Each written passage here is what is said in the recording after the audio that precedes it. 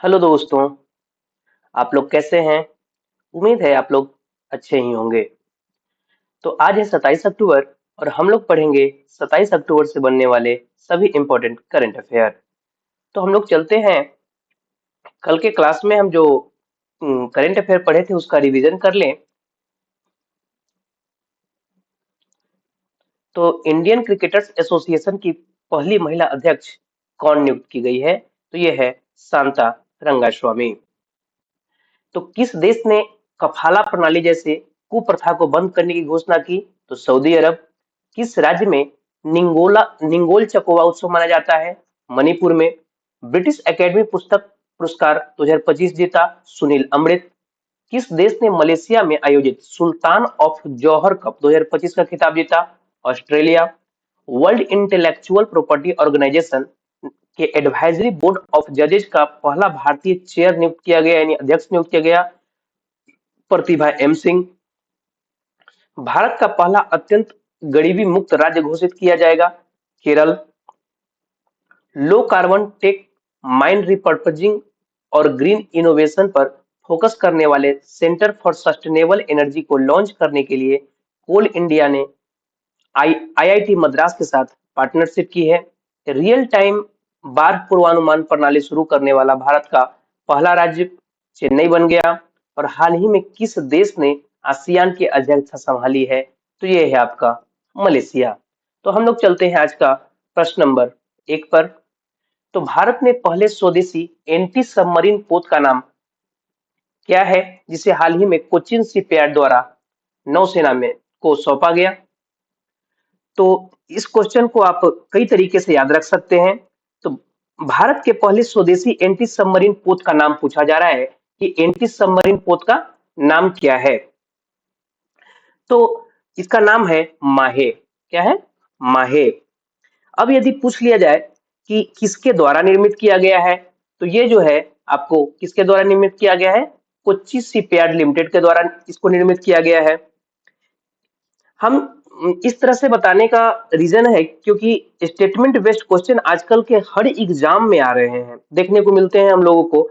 तो आप लोग को हर तरीके से क्वेश्चन को तैयार करना आना चाहिए कि किसी भी तरीके से एग्जाम में क्वेश्चन आए हम उसका जवाब दे सके। इसका पूरा नाम है आईएनएस माहे। इसका उद्देश्य क्या है? तो यह पोत उथले पानी में पनडुब्बी रोधी अभियानों के लिए विशेष रूप से डिजाइन किया गया है। और इसका अगर विशेषता हम देखें तो यह पूरी तरह से स्वदेशी डिजाइन और निर्माण का उदाहरण है, जो नौसैनिक आत्मनिर्भरता को दर्शाता है। इंडियन नेवी की यदि बात करें, किसकी? इंडियन नेवी की। तो 4 दिसंबर को अपना स्थापना दिवस मनाता है। कब? 4 दिसंबर इंडियन नेवी की स्थापना दिवस मनाया जाता है। डीके त्रिपाठी वर्तमान में इंडियन नेवी के प्रमुख हैं। डीके त्रिपाठी इंडियन नेवी के प्रमुख हैं। यहां से अगर मैं अदर ऑप्शन की बात करूं तो विक्रम। क्या? विक्रम। इससे आप दो चीज रिलेट कर सकते हैं। पहली बात तो दुनिया की पहली वैदिक घड़ी का नाम विक्रम है, जो कि उज्जैन में स्थापित किया गया है। उज्जैन कहाँ? एमपी में। और इसके अलावा देश का जो पहला स्वदेशी चिप है, स्वदेशी निर्मित चिप है, उसका भी नाम विक्रम है, जो कि सेमिकॉन इंडिया समिट जो दिल्ली में हुआ था उसमें इसको लॉन्च किया गया है। अश्विनी वैष्णव जी, जो कि हमारे आईटी मिनिस्टर हैं, उनके द्वारा राजधानी दिल्ली में इसको लॉन्च किया गया था।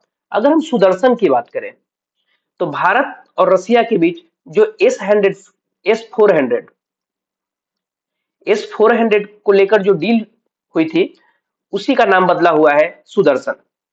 ठीक है। अगर हम आईरिस की बात करें तो देश की पहली एआई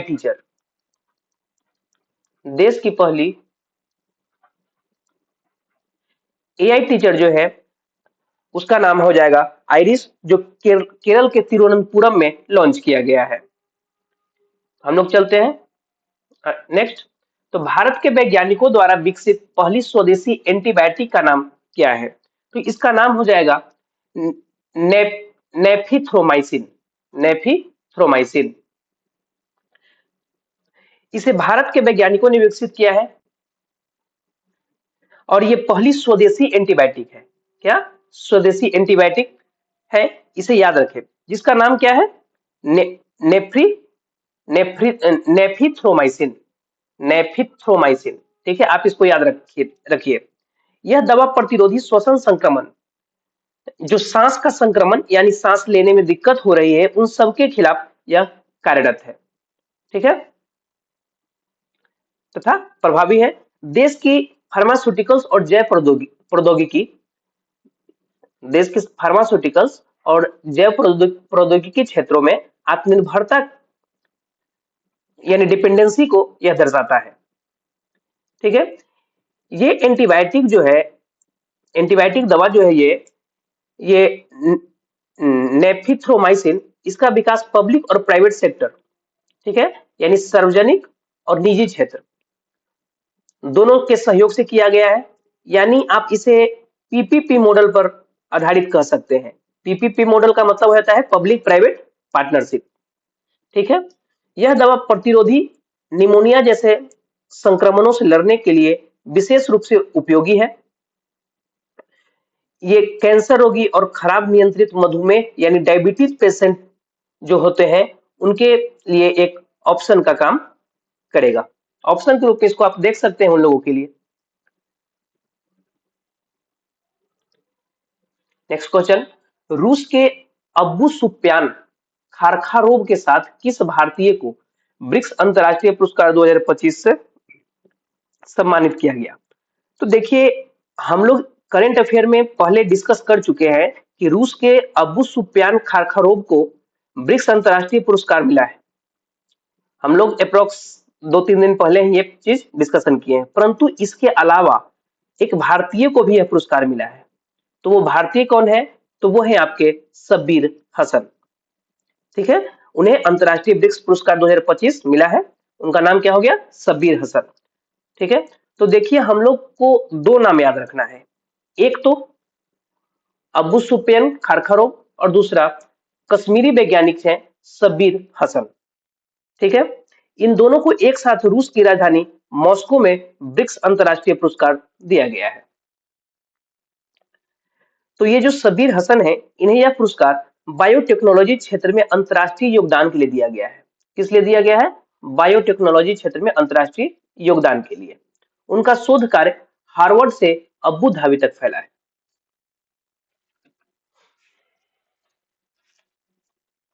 अगला प्रश्न की ओर अगर हम चले, ये भी अवार्ड से ही संबंधित है। तो मजिया अमाग्लोबेली और अन्य किसे सखारोव पुरस्कार 2025 से सम्मानित किया गया है? देखिए, यह पुरस्कार दो लोगों को दिया गया है। इसमें एक नाम तो आप देखिए यहाँ पे, मजिया अमाग्लोबेली, ठीक है, और दूसरा नाम जो है आप क्या है? आंद्रेज पोकजोबूट, ठीक है, आपको ये याद रखना है।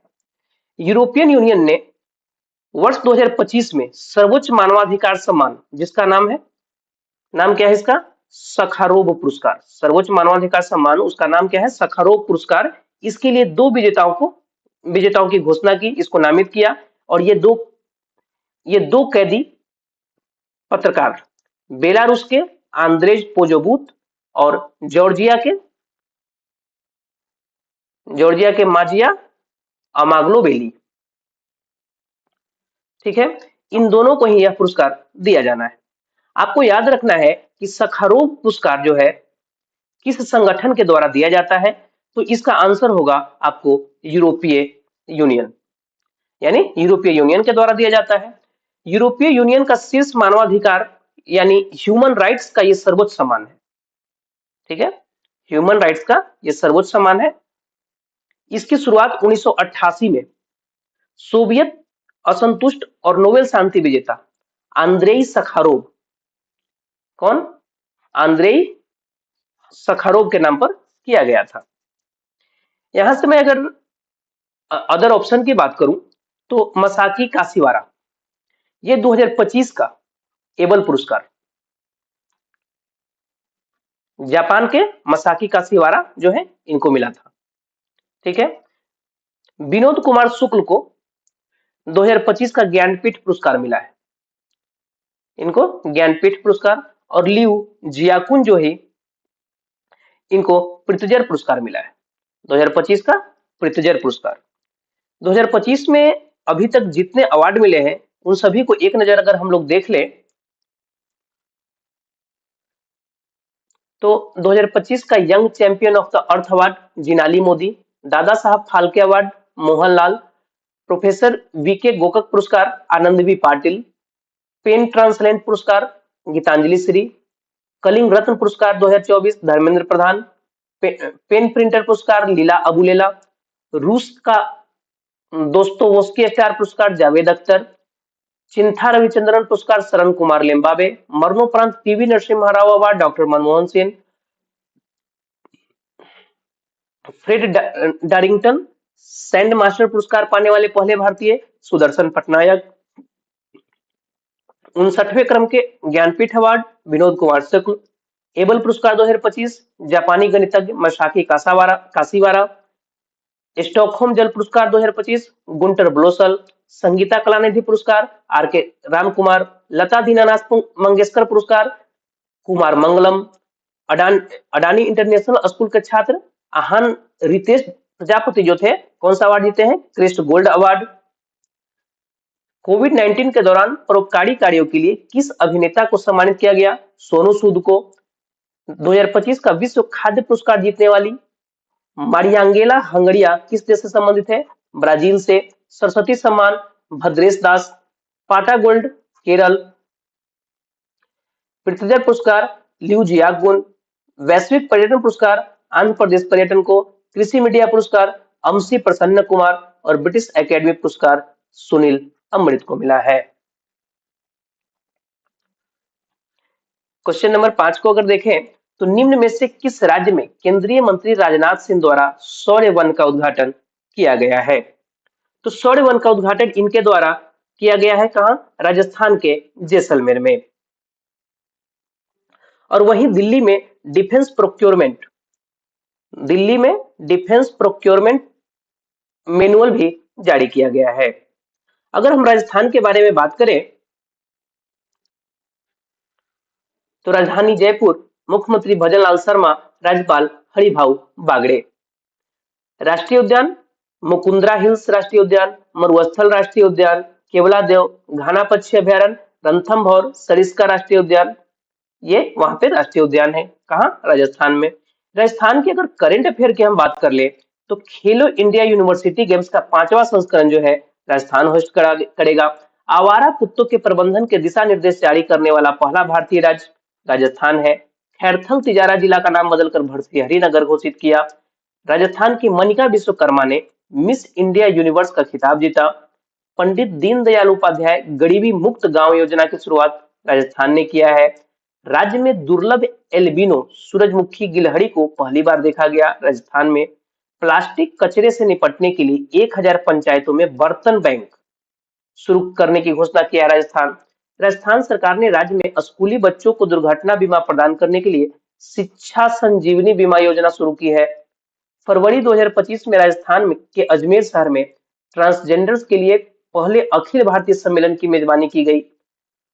और मई 2025 में राजस्थान भारत के पहला अंतरराज्यीय चीता संरक्षण गलियारे में एक प्रमुख भागीदार बनने की लिए तैयार है।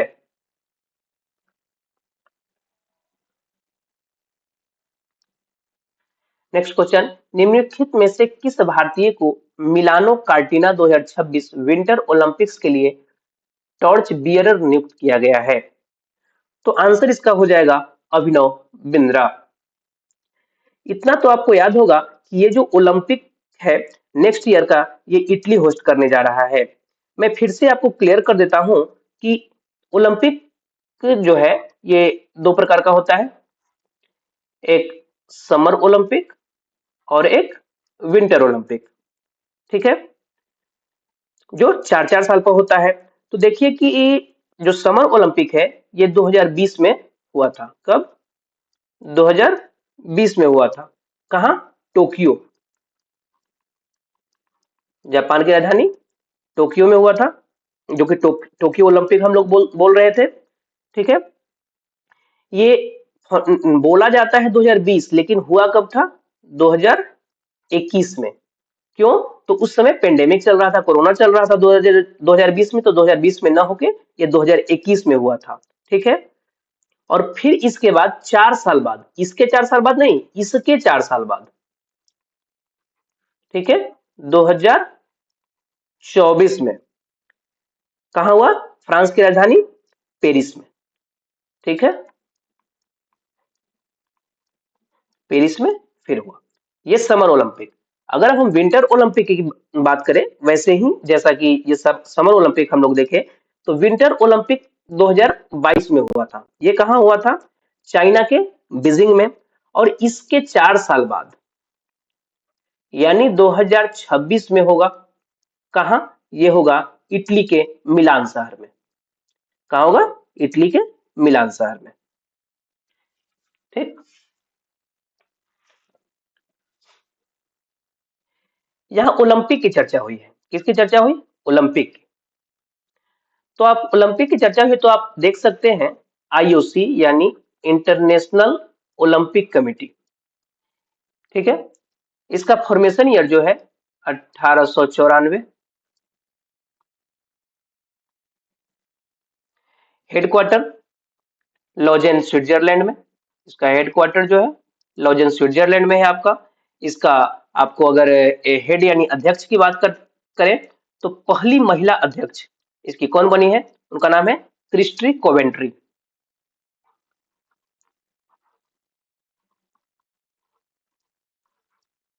क्रिस्टी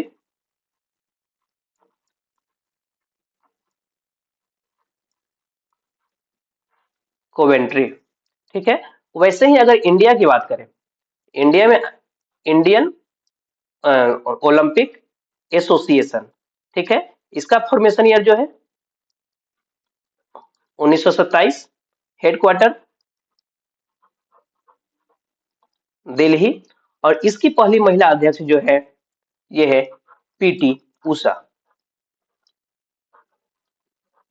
ठीक है। इनको उड़न पड़ी के नाम से भी जाना जाता है और पायोली एक्सप्रेस भी इनको कहा जाता है। इनको पीटी उषा को।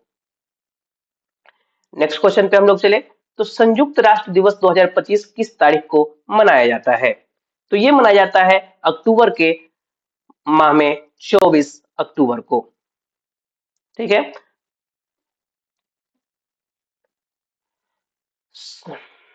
संयुक्त राष्ट्र संगठन के उद्देश्यों और उपलब्धियों के बारे में लोगों को बताने के लिए हर साल 24 अक्टूबर को दुनिया भर में संयुक्त राष्ट्र दिवस मनाया जाता है।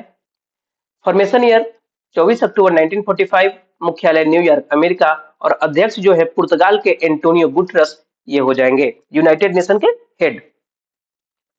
ठीक है।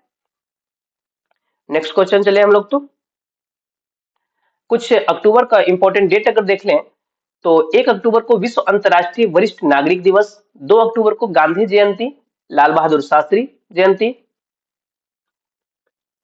4 अक्टूबर को विश्व पशु संरक्षण दिवस। 6 अक्टूबर यानी अक्टूबर के पहले सोमवार विश्व पर्यावरण दिवस। भारतीय वायुसेना दिवस 8 अक्टूबर। विश्व मानसिक स्वास्थ्य दिवस 10 अक्टूबर। विश्व डाक दिवस 9 अक्टूबर। अंतर्राष्ट्रीय बालिका दिवस 11 अक्टूबर। आपदा जोखिम न्यूनीकरण के लिए अंतर्राष्ट्रीय दिवस 13 अक्टूबर। विश्व खाद्य दिवस 16 अक्टूबर। विश्व सांख्यिकी दिवस 20 अक्टूबर। और अंतर्राष्ट्रीय हिम तेंदुआ दिवस 23 अक्टूबर को मनाया जाता है।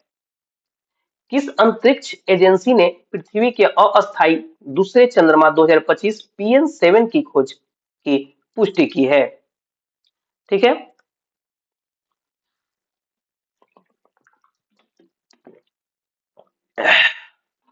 तो ये अभी हाल ही में खोज की गई है नासा के द्वारा। किसके द्वारा? नासा के द्वारा। पृथ्वी को हाल ही में एक नया अंतरिक्ष साथी मिला है 2025 PN7 नाम का एक छोटा क्षुद्र ग्रह, जिसे नासा नौ आधिकारिक रूप से पुष्टि की है, यानी ऑफिशियल रूप से इसको नासा ने इसको ऑफिशियल रूप से पुष्टि की है। यह कोई असली चांद नहीं है, लेकिन यह सूर्य की परिक्रमा लगभग पृथ्वी जैसी कक्षा में करता है, जिससे ऐसा लगता है मानो यह हमारे ग्रह के साथ साथ अंतरिक्ष में यात्रा कर रहा है। यह क्षुद्र ग्रह सीधे पृथ्वी की परिक्रमा नहीं करता, बल्कि सूर्य की परिक्रमा एक ऐसी कक्षा में करता है जो लगभग पृथ्वी की कक्षा से मेल खाती है।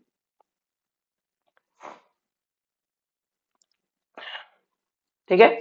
नासा नासा का फॉर्मेशन ईयर 29 जुलाई 1958, मुख्यालय वाशिंगटन डीसी। अगर नासा के करंट अफेयर से कुछ बात कर ले तो नासा ने आईबीएम के साथ मिलकर सूर्या नामक एआई मॉडल लॉन्च किया है जो अंतरिक्ष मौसम की सटीक भविष्यवाणी करता है।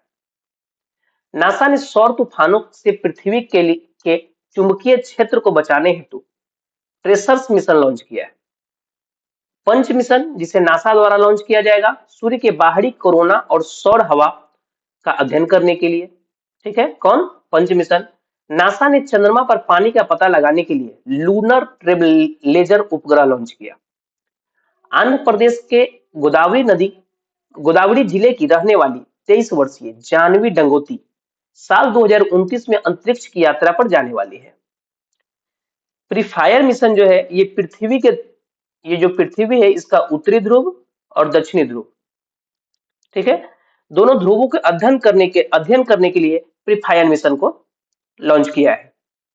प्रोजेक्ट निसार है, ये नासा और इसरो का इन दोनों का क्या संयुक्त रूप से ये प्रोजेक्ट है, संयुक्त प्रोजेक्ट है ये निसार।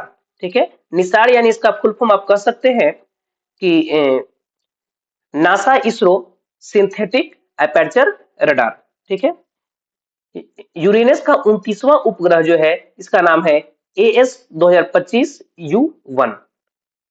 ठीक है, हम लोग अगर ऑप्शन की बात करें, ठीक है, तो CNSA ये क्या है? तो चाइना नेशनल स्पेस एडमिनिस्ट्रेशन, ये चाइना का स्पेस एजेंसी है। इसने दुनिया का पहला आर्टिफिशियल सूर्य बनाया, ठीक है, जिसका नाम क्या था? ईस्ट, जिसका नाम था ईस्ट, और ईस्ट का फुल फॉर्म होता है experimental advanced super conducting tokamak. ठीक है, इसका फुल फॉर्म होता है। अगर हम जाक्सा की बात करें जो कि जापानीज स्पेस एजेंसी है, दुनिया का पहला लकड़ी का सैटेलाइट लॉन्च किया, ठीक है, जिसका नाम है लिग्नोसैट प्रोब। कौन लॉन्च किया? जाक्सा। अगर हम इसरो की बात करें, भारत के स्पेस एजेंसी का नाम इसरो है और इसका formation year 1969, headquarter Bangalore Karnataka, और इसके अध्यक्ष हैं वी नारायण। ठीक है,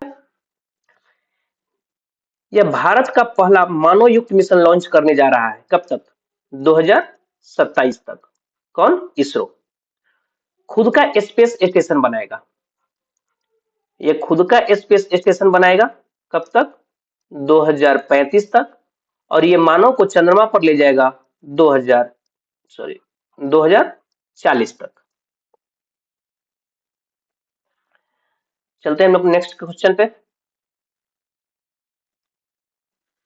तो भारत का पहला ग्लास सस्पेंशन ब्रिज बजरंग सेतु का निर्माण कहाँ हो रहा है? तो ये हो रहा है उत्तराखंड के ऋषिकेश में। ठीक है, जो कि भारत का प्रमुख आध्यात्मिक और प्रमुख पर्यटन स्थल है। गंगा नदी पर यह बन रहा है। किस पे? गंगा नदी पर यह बन रहा है। आधुनिक सस्पेंशन ब्रिज जिसका नाम बजरंग सेतु है। ये सस्पेंशन ब्रिज जो है गंगा नदी पर बन रहा है और इसका नाम है बजरंग सेतु। ये लगभग तैयार हो ही गया है। यह दिसंबर 2025 में लोगों के लिए खुल भी जाएगा।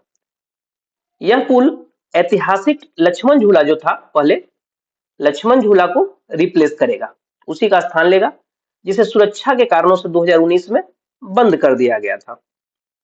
लक्ष्मण झूला जो 1929 में बना था, ऋषिकेश की पहचान और श्रद्धालुओं और पर्यटकों का मुख्य आकर्षण केंद्र था। अगर हम ऑप्शन की बात कर ले तो इंदौर, ये भारत का सबसे क्लीनेस्ट सिटी, इसमें 2025 में टॉप पर यही रहा है। ठीक है, चंडीगढ़ अगर देख ले तो भारत का पहला स्लम फ्री शहर चंडीगढ़ है। चेन्नई की बात कर ले तो यहाँ पहला डायबिटीज बायो बैंक स्थापित किया गया है? अब हम लोग कुछ एक्स्ट्रा फैक्ट देख लेते हैं।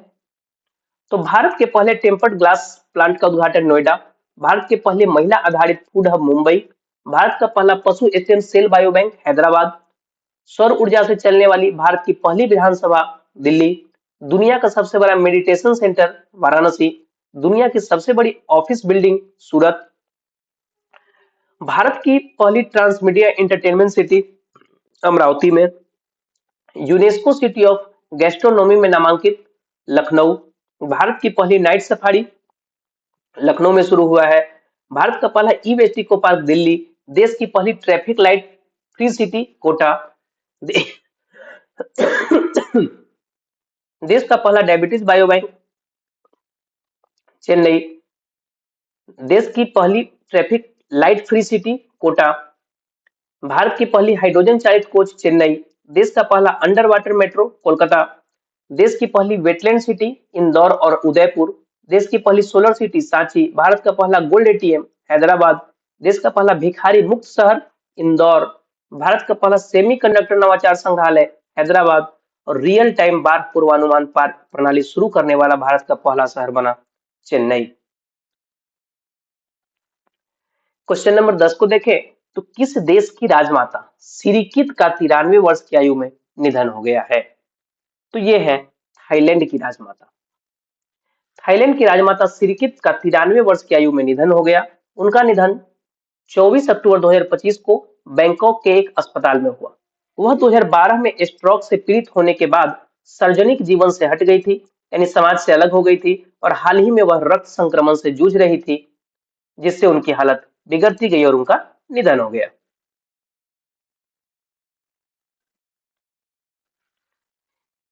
यामिनी कृष्णमूर्ति, ये जो डाटा आप देख रहे हैं ये 2025 में कुछ प्रसिद्ध व्यक्तियों का निधन का डाटा है और कुछ प्रसिद्ध पर्सनालिटी रही हैं इसमें। तो यामिनी कृष्णमूर्ति भारतनाट्यम और कुचिपुड़ी नृत्य से संबंधित थे, इनका निधन हो गया। ला गणेशन नागालैंड के राज्यपाल। स्लीपिंग प्रिंस जो है ये सऊदी अरब के हैं। फ्रैंक कैप्रियो अच्छे जज के रूप में प्रसिद्ध। लतिका कट मूर्तिकार कैथोलिक ईसाई धर्म के पोप फ्रांसिस थे। पूर्व भारतीय बास्केटबॉल कप्तान हरिदत्त कापड़ी। राई लोक नृत्य के दिग्गज पद्मश्री से सम्मानित राम सहाय पांडे। उस्ताद गुलाम नबी शाह कश्मीरी लोक संगीत से संबंधित थे। जियोर्जियो अरमानी इटली के मशहूर फैशन डिजाइनर। पंकज धीर ये जो है जो कर्ण का रोल निभाए थे महाभारत में, उनका हाल ही में निधन हो गया है। पंडित छन्नू लाल मिश्र इनका निधन हुआ। जुबिन गर्ग जो कि सिंगर थे। विजय रूपानी गुजरात के फॉर्मर सीएम थे, इनका निधन हो गया। सूर्यमुखी देवी मणिपुरी शास्त्रीय नृत्य से संबंधित है। डॉक्टर वेस पेस ओलंपिक हॉकी पदक विजेता थे। शिबू सोरेन झारखंड के पूर्व सीएम थे। मेघनाथ देसाई अर्थशास्त्री थे। हिरोमासा उराकावा मुक्केबाज। सत्यपाल मलिक पूर्व राज्यपाल, इनका निधन हो गया। तो हम कल क्वेश्चन दिए थे कि चर्चा में रही द ब्रह्मास्त्र अनसील्ड नामक किताब किसके द्वारा लिखा गया है? द ब्रह्मास्त्र अनसील्ड, तो इसको लिखने वाले कौन थे? डी शिवानंदन। इसका राइट आंसर हो जाएगा बी। दूसरा क्वेश्चन हम लोग देखें तो बीएलएस इंटरनेशनल किस देश में भारतीय वीजा केंद्र संचालित करेगा? तो ये करेगा चीन, इसका राइट आंसर हो जाएगा। ठीक है, आपको कल के लिए क्वेश्चन है कि एशियाई विकास बैंक ने किस बैंक के साथ $3 बिलियन एक्सपोजर एक्सचेंज समझौता किया? इसका जवाब आप कमेंट बॉक्स में जरूर से जरूर बताएं। और एक दूसरा क्वेश्चन है आपके लिए कि इंटरनेशनल फुटबॉल में सबसे ज्यादा असिस्ट गोल मेकर कौन बन गए हैं? तो इसका भी जवाब आप कमेंट बॉक्स में जरूर से जरूर बताएं। धन्यवाद। आपको ये वीडियो अच्छा लगे तो इसे लाइक करें, चैनल को सब्सक्राइब करें और इसे अधिक से अधिक शेयर करें ताकि आपके साथ साथ आपके भाई बंधु को भी इस क्लास का बेनिफिट मिले और वो अपने लक्ष्य को प्राप्त कर सके। धन्यवाद।